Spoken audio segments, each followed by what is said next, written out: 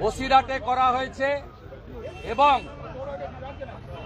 আমাদের তমলুকের ময়না বিধানসভার শ্রীরামপুরে করা হয়েছে, যেখানে আমাদের এমএলএ অশোক দিন্দা আজকে ভিজিট করেছেন। সাথে সাথে গতকাল দুটো, আমার বয়স এই 69 বছর। এই বয়সকালে আমি সাতক্ষীরা বাজারে কি পার্শ্ববর্তী এলাকায় আমার জীবনকালীন আমি দেখিনি কোনো এরকম অপ্রীতিকর ঘটনা ঘটেছে।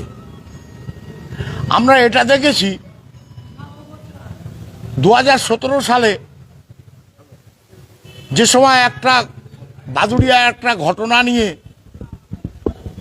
সমস্ত দিকে তোলপাড় হচ্ছে উত্তর 24 পরগনায়, তখন আমাদের এখানে আমার পুত্র সমতুল্য শাহানুর মণ্ডলের নেতৃত্বে সেই সময় 15 দিন এই এলাকায় সমস্ত হিন্দু পরিবারদের সে গার্ড দিয়েছে এবং প্রত্যেকটা থানে এমন কোনো রাত নেই যে তার দলবল ঘুরে আসেনি।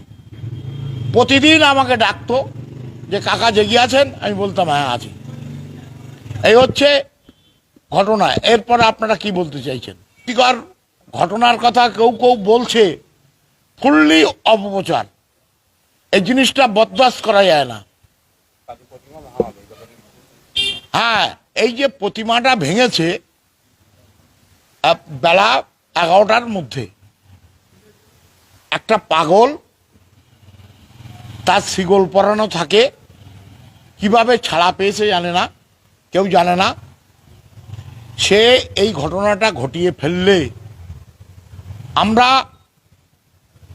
শাহানুরের নেতৃত্বে সমস্ত ফুটেজ দেখে তাকে 1 ঘন্টার মধ্যে আমরা এখানে ধরে আনি প্রশাসনের সহযোগিতায়, এবং তাকে আমরা প্রশাসনের হাতে তুলে দিই।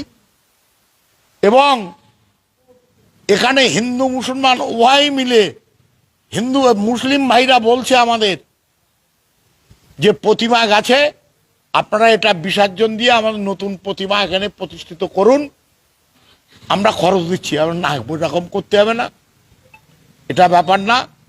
যে একটা ঘটনা ঘটেছে, আমরা সেই ঘটনাকে সবাই মিলে তীক্ষ্ণভাবে প্রতিবাদ করছি এবং ঘৃণার চোখে দেখছি, যাতে এইরকম ঘটনা এলাকায় না ঘটে। আমাদের দৃষ্টিভঙ্গি সেই দিকে থাকবে। আমার নাম আবাস চন্দ্র ঘোষ।